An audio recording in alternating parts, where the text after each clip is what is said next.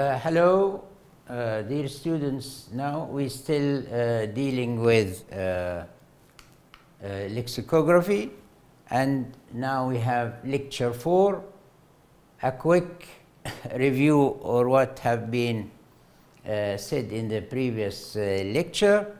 We are talking about the the discipline lexicography is the study of dictionaries, and dictionaries, as we know, it is full of letters, and we are dealing with the written form of the letter, and dictionaries deals with the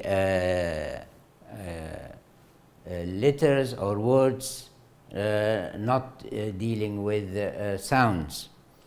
In the previous lectures we have some important definitions about lexicography, about letters, about the words, and we said that orthographic word in writing is a sequence of letters bounded by spaces. And also we have differentiated between a word and a lexeme. A word, as its definition indicates, just a letter put together according to the rules of the language, either in writing or in the sound, and they are consists of one syllable, more than one syllable, and so on.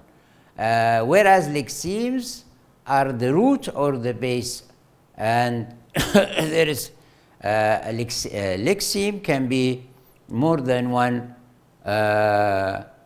orthographic word.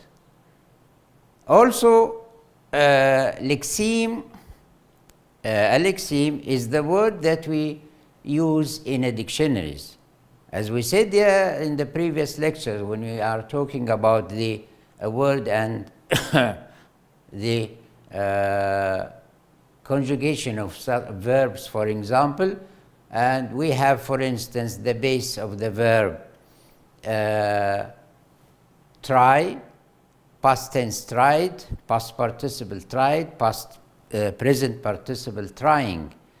So try is the base, or we call it the lexeme, and when you look up words, this verb in a dictionary, you have to go for the base or for the lexeme, which is try. Sometimes, if you want to look for tried, they will be told that you have cross-reference. Go back to the main word or the root or the base, which is the lexeme. We also talked about dictionaries, and we said that dictionaries are the repositories of words.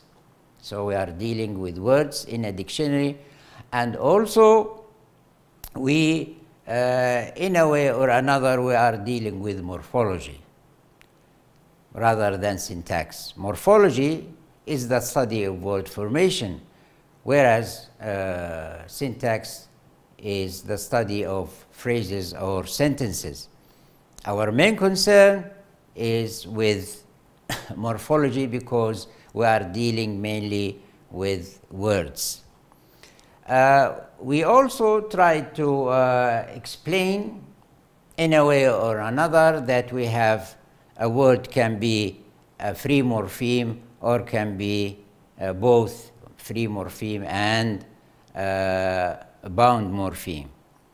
Also, we say that bound morphemes can be prefix or can be suffix. Actually, usually in a dictionary, we go for the free morpheme. So instead of saying eats or reads, or you'll find only read or eat. Also, in dealing with such discipline, it is very important to know that this course is useful one, and as we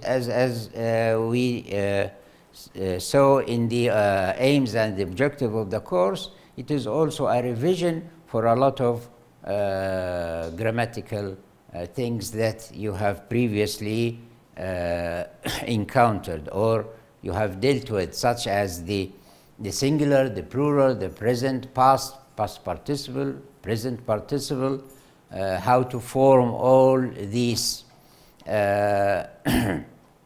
parts of speech. Actually, we deal not only with verbs, also we deal with adjectives and also nouns. Why do we prefer dealing with verbs? This is because verbs are the most inflected words in English compared with nouns or adjectives. In the previous lecture, we talked about some of the inflectional morphemes, and such as the in verbs, the past ed, or the s for plural, or the ing. Also, we talked a little bit about adjectives and said in adjectives we have superlative, we have comparative and superlative. We have also morphemes, bound morphemes such as the ER and the EST. In nouns also we have morphemes, plural morphemes. The most of the famous one is the S. We have in Arabic, in English, sorry, 3 S's. The plural morpheme, also the possessive S, the plural S, and also we have the third person singular S. We have 3 S's as bound morphemes in English. Lecture 4, actually, we move forward. We talked about words and how do we deal with them and the definition of words and so, but now we move forward to something else. We don't want to deal with single words, but we are trying to deal with a couple words, more than one word, more than two, and we start dealing in this lecture number 4. We are going to deal with compounds. Compounds, we mean that we are dealing with more than one word. The title of lecture 4, Word Chests and Words of Court. This is an example of compounds. So in the list from the what we have before, as I told you, that dictionaries are abbreviated to, we don't want to have a lot of space, so just we give abbreviations like CODI10, Concise Oxford Dictionary, edition 10. In 101 in this dictionary, we noted several lexemes composed of more than one orthographic word. So this is a lexeme. A lexeme, if you want to take this as a definition, lexemes composed of more than one orthographic word. Also, as I said, lexemes are by themselves considered to be the base or the root of the word, not the inflected one. Okay, so a number of them have we have to remember the letters, the words that we have talked about in the previous lecture, especially the 25 words, and these are taken as example as well. So we have the word war. as their first element.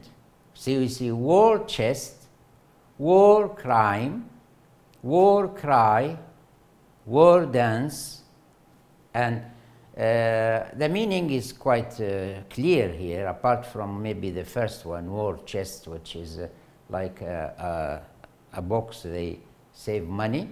War crime is okay, war cry also, war dance. Two independent lexemes have come together to form a new lexeme with a specialized meaning. As we know war, harb, but when we add another word can be changed.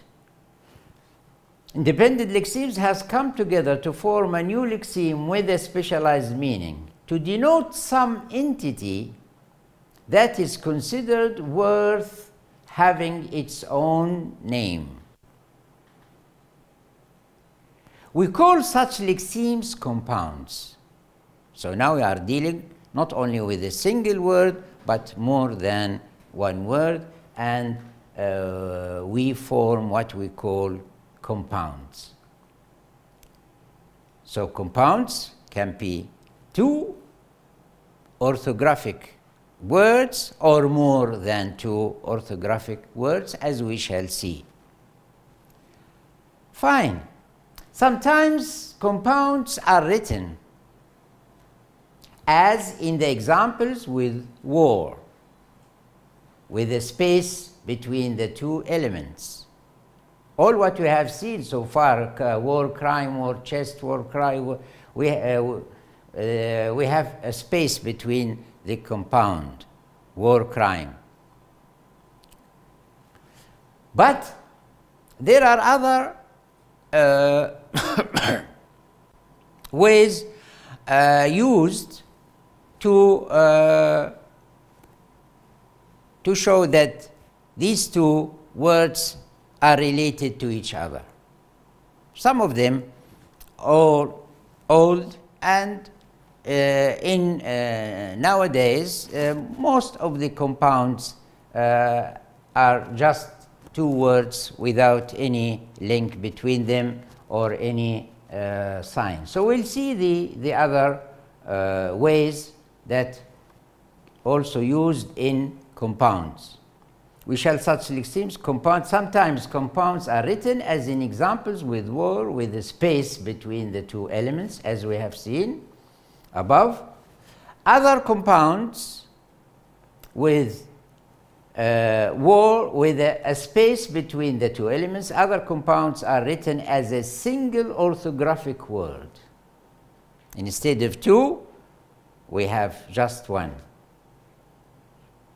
You remember the three words combined in one word when we talked about the 25 words, like wannabe, I want to be. Here we have worried.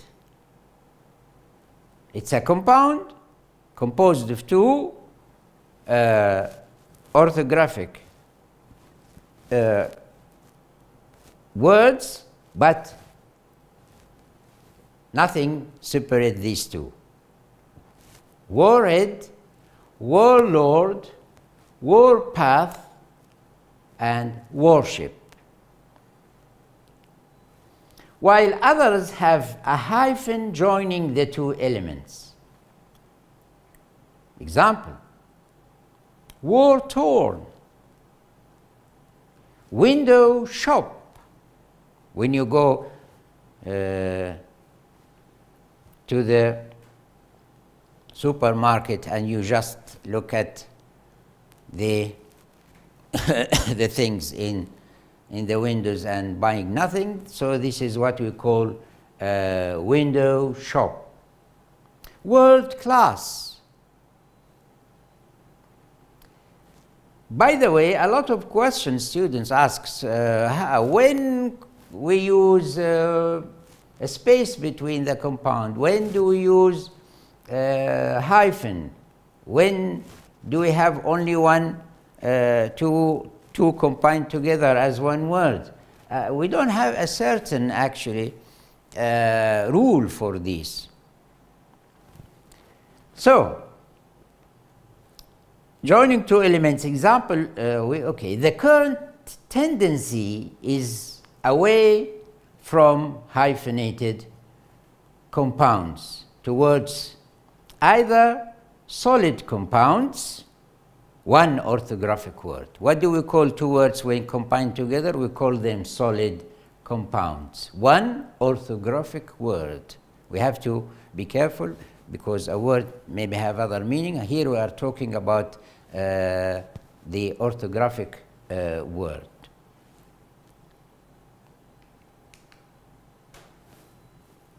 There is a very small number of irregular, the other multi-word lexeme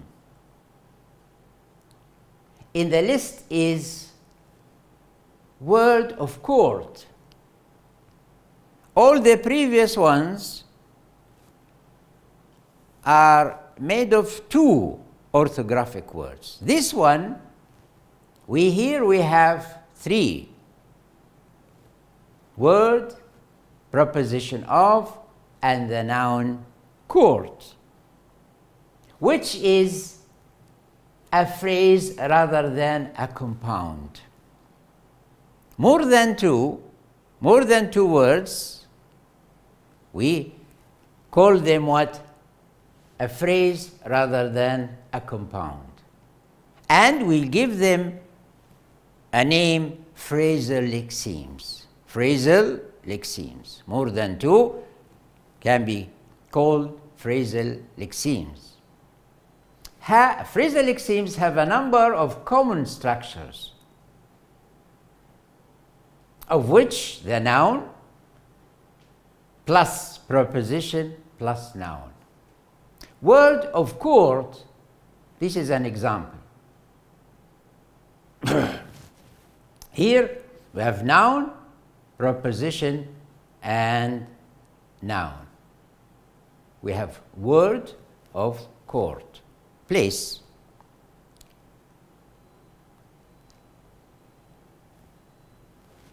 Okay.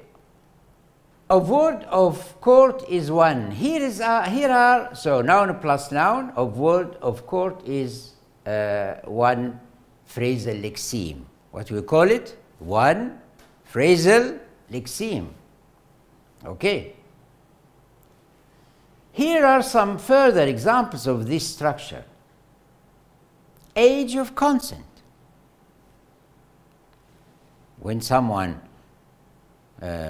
reaches 18 years old, then this is what in some countries called the age of consent, and this person can act independently.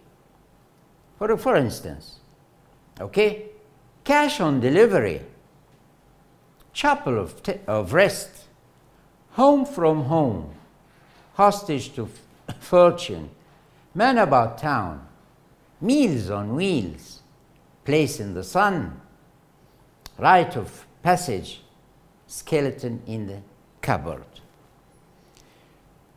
Actually, these phrasal lexemes,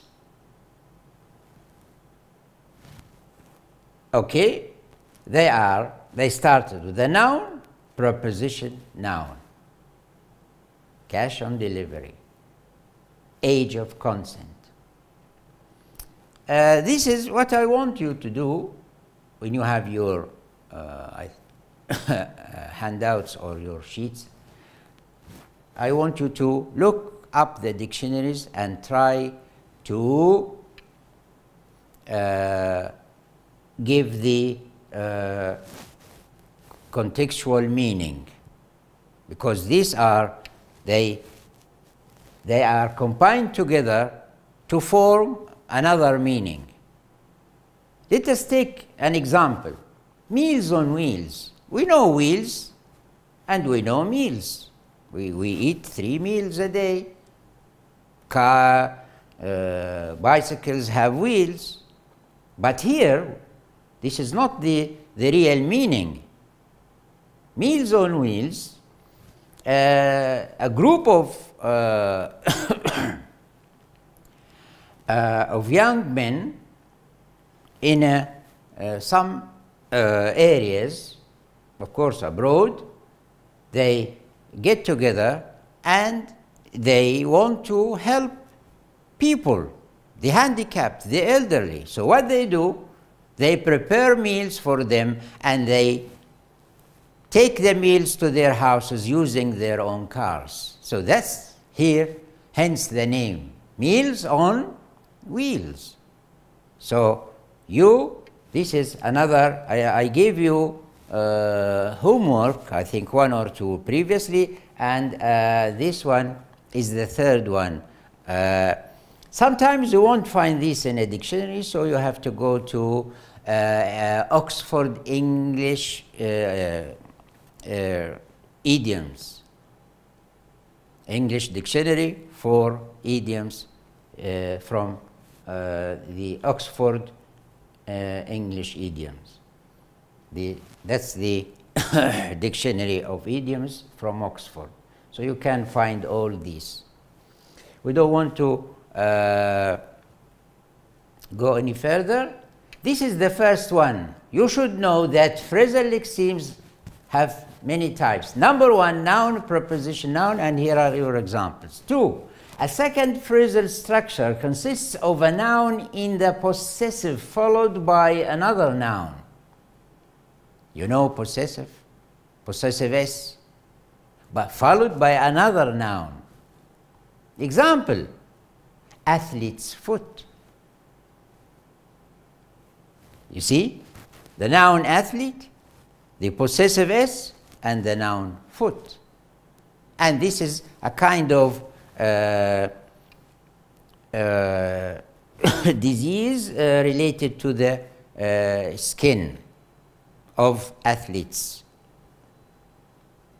like callus and so on. Fine. Banker's card, collector's item, fool's paradise, her's breath, lady's finger,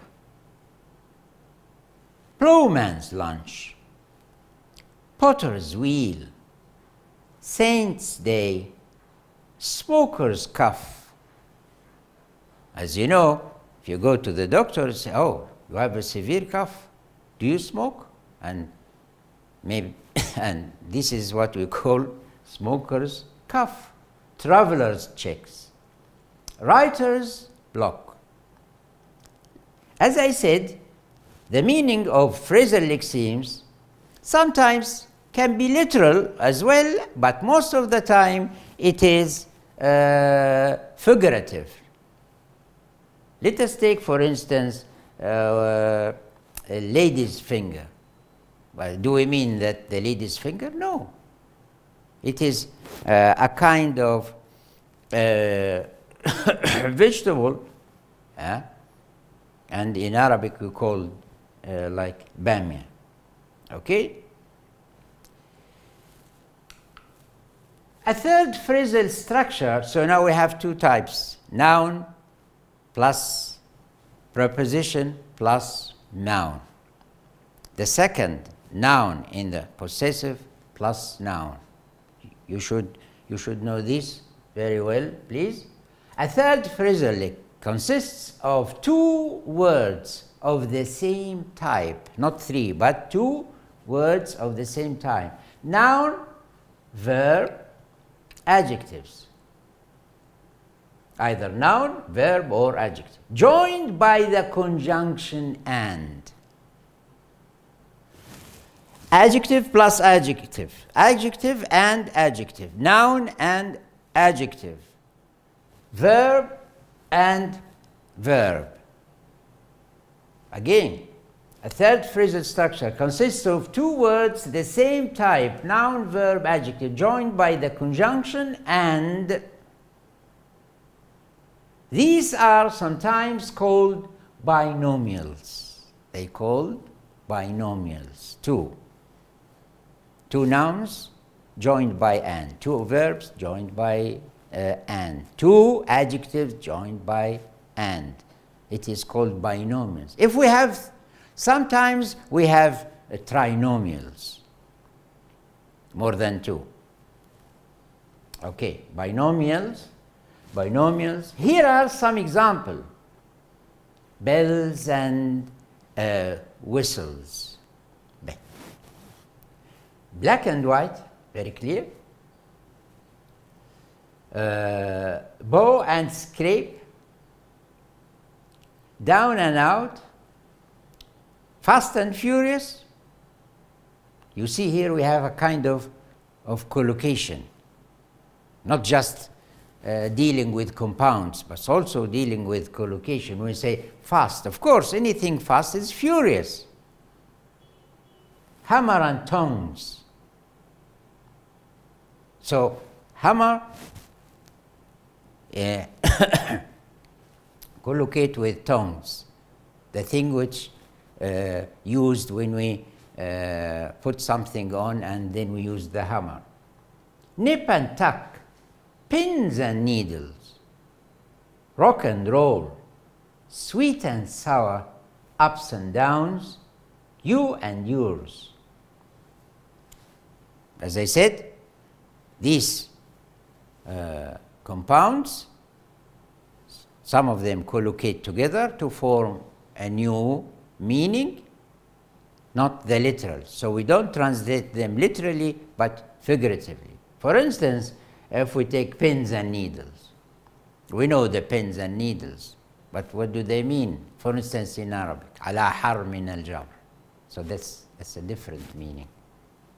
The one who's anxious and waiting for something, for his results, for example. They said he was waiting for his result on pins and needles. Anxious, worried.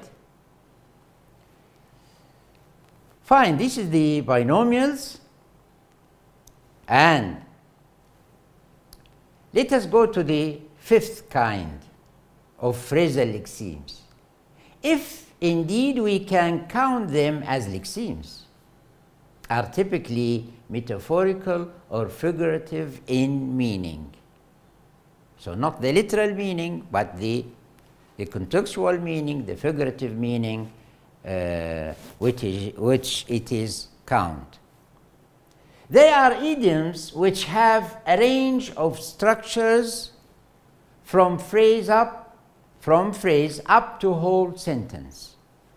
So not just a phrase, sometimes a whole sentence, a complete sentence. An idiom has two essential characteristics. An idiom has two essential characteristics. When we talk about idioms, unlike proverbs, idioms, sayings, maybe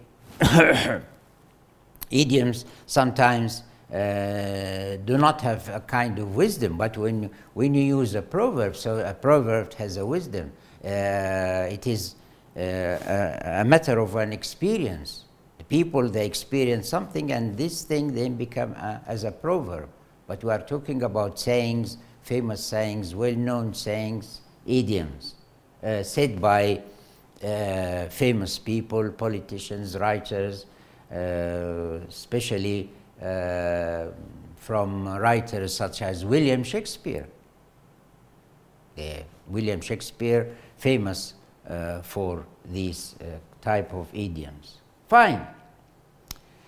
So there are idioms which have a range of structures from phrase up to whole sentence. An idiom has two essential characteristics. What are these two features or characteristics? Its meaning is more than the meaning of the sum of its parts. Figurative. Do not translate them literally, because they have other meanings than the one you think about. That's the meaning. Has two. So then its meaning is more than the meaning of the sum of its parts. Combined together, they have other meanings, which is figurative meaning. And usually figurative. And it has a relatively fixed structure. This is very good. Okay, so the first one cannot be translated literally because they have other meaning, the hidden meaning, the pragmatic meaning, if you like. So you have to translate the function, not the word itself, but the function of the word when combined with another one or in a sentence. What about the second one? And it has relatively fixed structure. Let us take one of these. Okay. And I'm going to explain this to you. Here, where is which range? Idioms essential, a fifth. For instance, we said before and previously, we say meals on wheels. Okay? I explained that to you and said, as I said here, the meaning of the sum of its parts are usually figurative. Is it possible to say meals on cars? No. Is it possible to say dinners on wheels? No. So they are fixed, cannot be changed. Usually, I'm not saying always, but usually cannot be, most of them, not all of them of course, most of them cannot be changed. They don't have synonyms. Or you can use, I'm going to say wheels on meals. No. So that's the meaning. Relatively fixed structure. Fixed what? Another one, we say hammers and tongs. Yeah, okay, I'm going to say tongs and hammers. No, you can't do that. Or okay, in hammers, I'm going to change hammer into something else. No. So this is clear, okay? Two characteristics. Figurative meaning, fixed structure. Clear, okay. The idiom, a storm in a teacup. American, they do not use storm. They change it into another noun, which is the tempest. This is also, we have this in Arabic, زوبعة في فنجان. Okay, a storm. The idiom, a storm in a teacup, the American English equivalent, a tempest in a teapot. They changed teacup into what? Teapot. You know that English, they love tea very much, so they use teacup. The American, they don't like tea much, but they drink coffee a lot, so they change it. But it is the same, storm or a tempest. And also, there is a famous play by William Shakespeare. It has two names. In English, that is The Tempest. In American, The Tempest. In British English, The Storm by William Shakespeare. Okay. English equivalent, a tempest in a teapot, has the figurative meaning of a fuss about nothing. This is true. If you say two brothers, they shouting to each other, after a while they say, oh, they're talking and laughing and that's it. So everything is finished. That's a storm in a teacup. Don't worry about that. Don't interfere between them. So there is another saying which is used, fuss about nothing. And there is no possibility of substituting or adding anything to its structure. As I said, you can't say a storm in a glass of water. No, fixed. I say a teacup in a storm. No, no substitution. So these are fixed, usually fixed, the structure fixed, and the meaning figurative, not the literal meaning. And there is no possibility of substituting or adding any thing to its structures. Here we are talking about the binomials, trinomials, and we have a lot of maybe 5 types. We said noun plus noun, or preposition, noun, preposition, noun, and so on. Okay. In pull the wool over someone's eyes. Let us take this interesting saying or idiom. The meaning is figurative. Do we mean that we have a piece of wool and put it over someone's eyes like this? Impossible. And the only substitution possibilities are appropriate inflection for the verb pull and an appropriate possessive noun or pronoun in the place of someone's. Okay. When we say pull the wool over someone's eyes, okay, you can change someone's, no problem. You can change it, give a name or something. So here you can, but you can't change pull or change wool. No. So here again, and the only substitution possibilities are appropriate inflections for the verb pull. What does this mean? Inflections. We say instead, he pulled. Fine, past tense. He pulls. Accepted. You change someone into a name, that's okay.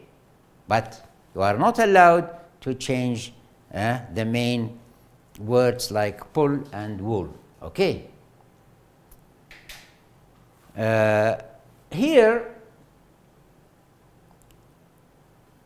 an appropriate possessive noun, pronoun in the place of someone. So you can change someone else. Idioms are all pervasive in language and show a diversity of form and meaning.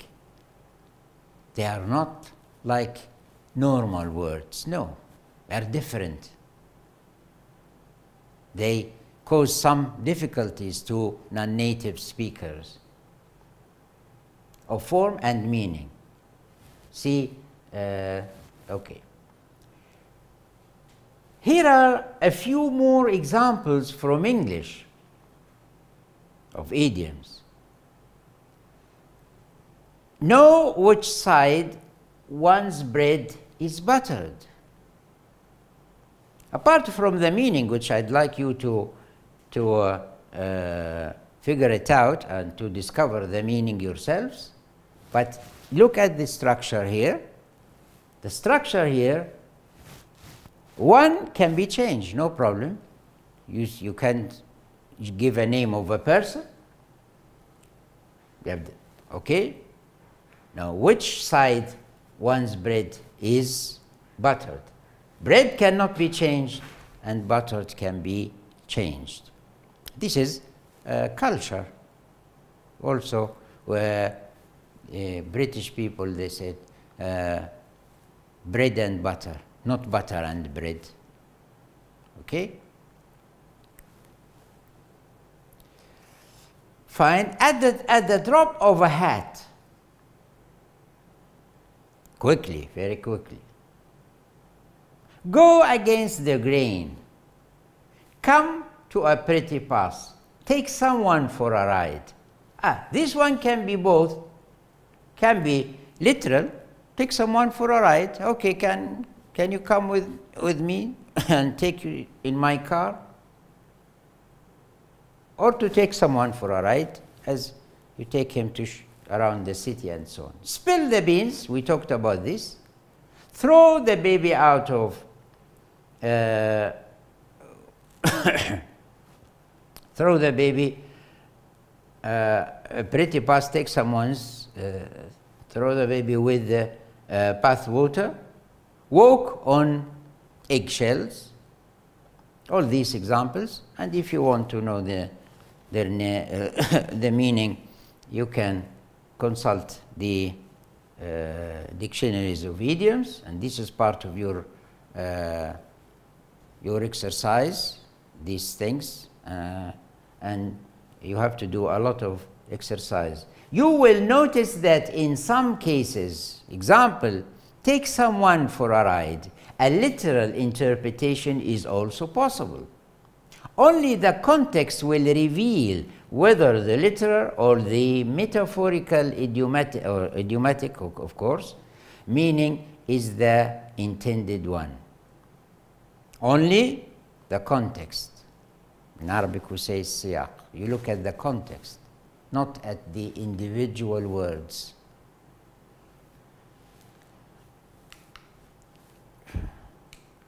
Okay?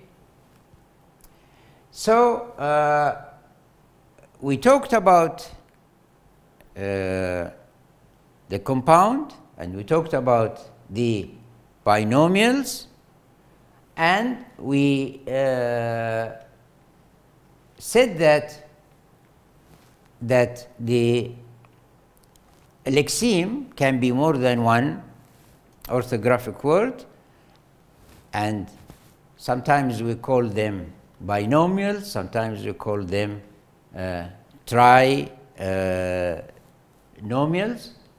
Then we talked about the idioms, and we said that most of them only translated, or the meaning is figurative, idiomatic, or metaphorical meaning.